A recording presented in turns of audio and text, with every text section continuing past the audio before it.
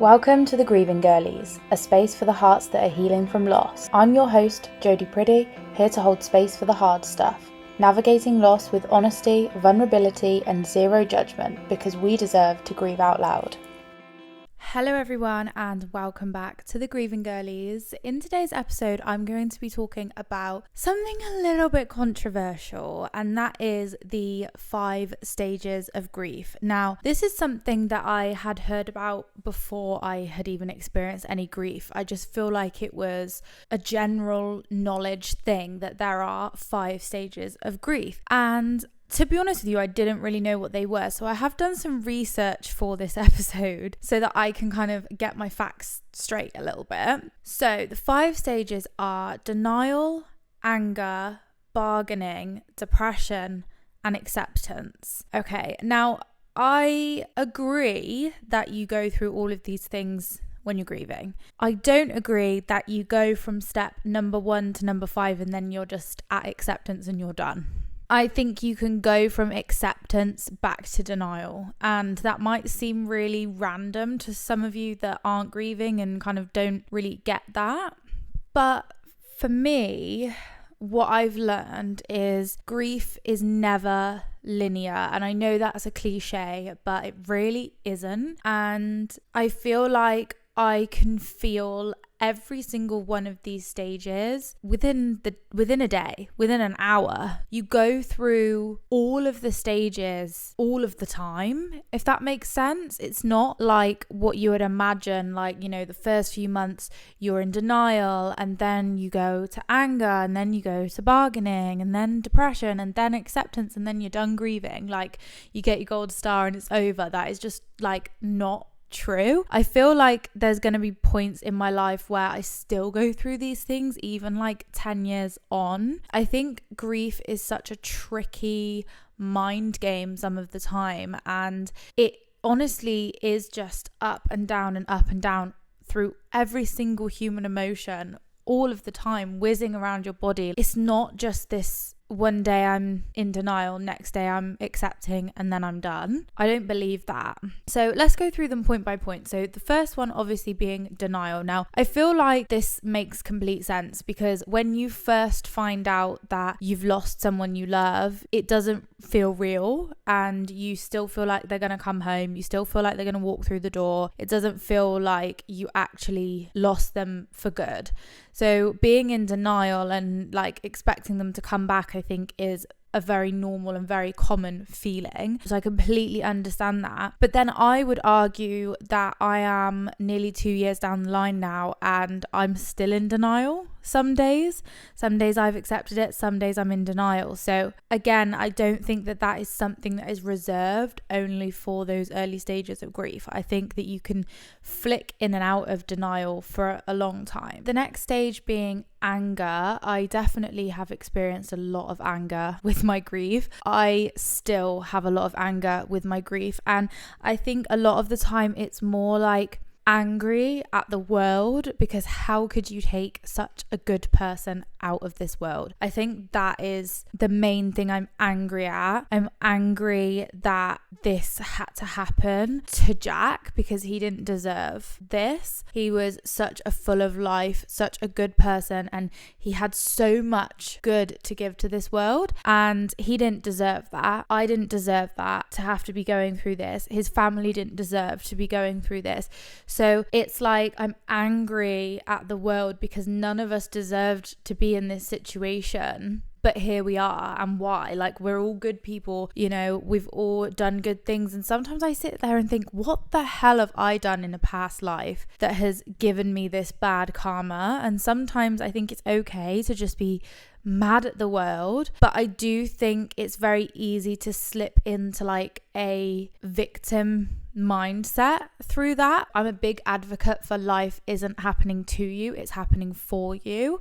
And although you may not understand why, and there doesn't actually have to be a reason why, because I think that losing someone you love shouldn't be justified. It's wrong, it hurts, and it shouldn't have to happen, but it is not happening to you. Like, yes, it's happening to you. You are feeling those feelings, and that's absolutely absolutely valid. I personally try not to slip too much into a why me kind of situation, because if I allow myself to slip into that, I don't think I'll ever get out of it. So the next one is bargaining, which I think is something that happens without you realizing, and something that kind of happens again, like so frequently. Bargaining, I suppose, the way I see it is like begging the universe to bring them back, begging for them to come back. And I have definitely been in that state. I have literally been in hysterics, and I've been like talking to Jack out loud and shouting at him and saying, just why the fuck did you have to leave me? This isn't fair. Everything like that. And kind of me saying I would literally give up everything in my life if he could come back. And like, to me, that is what bargaining is. And I definitely feel that every single day. And I think actually for me, that is probably one of the most frequent feelings, is like, yes, I'm so grateful for my life. I have so many good things going on in my life, but everything is tainted without him. And I would give up literally everything to have him back. I would give up the clothes off my own back. I would give up my job, my life, my home. I would literally give up my own life for him to come back. And I think that is always the bottom line of it. The next one is depression. And I, again, definitely went into a very deep depression at one stage. Again, it's a weird one, because there's being sad and then there's depression. Like it's different. Depression is an absolute like rock bottom state of despair, where you just don't see, you're in this big black hole and you don't see anything ever getting better. And to be honest, I think up until probably the maybe year mark, maybe just over that, I was very, very, very in a dark hole. Now, I would say I'm still very, very in a dark hole, but I do have lighter moments. So it is really hard to say now that I am depressed. I do feel depressed because I don't feel ever truly, genuinely happy. Like I've never, since losing my partner, felt happiness like I felt it before knowing loss. But I do get some pockets of joy. I do have hope for somewhat of a future. I don't feel that I'm ever going to stop grieving. I don't think anyone ever truly stops grieving, but I do have hope that it maybe one day won't feel as all-consuming. And I think that little bit of having hope is the difference between depression in that really dark, horrible place where you see no end to it, whereas having that little slice of hope, I think, is the depression slightly lifting. So I'm not saying by any stretch that I am not sad anymore or not heartbroken anymore. In fact, I am still very much depressed. I still struggle to eat sometimes. I still cry a lot. I still sometimes don't want to get out of bed. I still want to hold myself up in a dark room.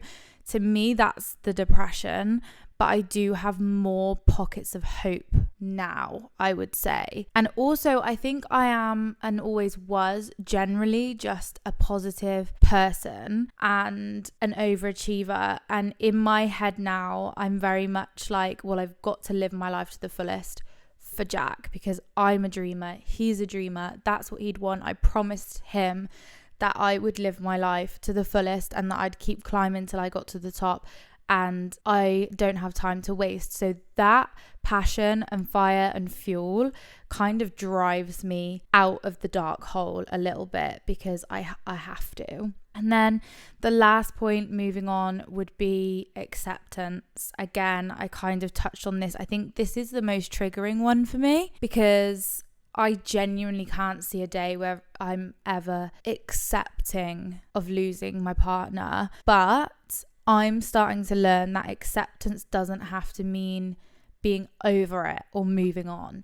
Acceptance just means that you have kind of come to terms with the fact that this is now your reality, and that they aren't coming home, and that you are facing a future without them. And that, for me, is the scariest and hardest part to face. And some days I'm better at facing it than others. So again, I think it's one of these things that comes in ebbs and flows. Sometimes I am not so daunted by thought of my future and the thought of accepting that he's not coming home. Other days I can't even let that thought enter my head because I will fall apart. So I think all in all, my point is that grief is not a straight line. You do not have to feel like once you get to acceptance, you can't go back. I honestly think I probably go through all 5 of these stages in a day. I don't think that you have to view it as like the first month should be denial, the second month should be anger. Like, I don't think it should have to be like that. And I don't know that it actually is, or whether that's just how I used to think it was before experiencing grief. But I do think it kind of makes sense that that's why people that haven't been through it kind of expect you to move on, move forward, or be over it within like a year. Because I kind of think that that is the misconception, that you go through all these stages and then it's like, okay, like, are you not happy now? Come on, like, your life's good now. But it's not. So I think that's what frustrates me more about the 5 stages. I would love to know what your guys' thoughts are on, do you ever truly come to acceptance? Because I don't know that you do. I am obviously only just under 2 years into my grieving journey. So I don't know whether in 10, 20 years I will be accepting of what's happened or fully accepting. But I would like to know what you think and whether you think that you truly do come to that acceptance stage. I'd love to know your thoughts. And down below in the show notes or the description, I'm going to leave the link to a really interesting article, which is kind of like a debate over, are there 5 or 7 stages of grief? And it kind of goes into all the details on that. So I just found it interesting. I thought you might find it interesting, again, if you are going through something similar. But as always, if you are going through something and need support, my messages, my emails and everything are always open. I hope that listening to this episode brings you some comfort, and as always, I'm sending all my love and strength, and thank you for watching the Grieving Girlies. I will see you next week.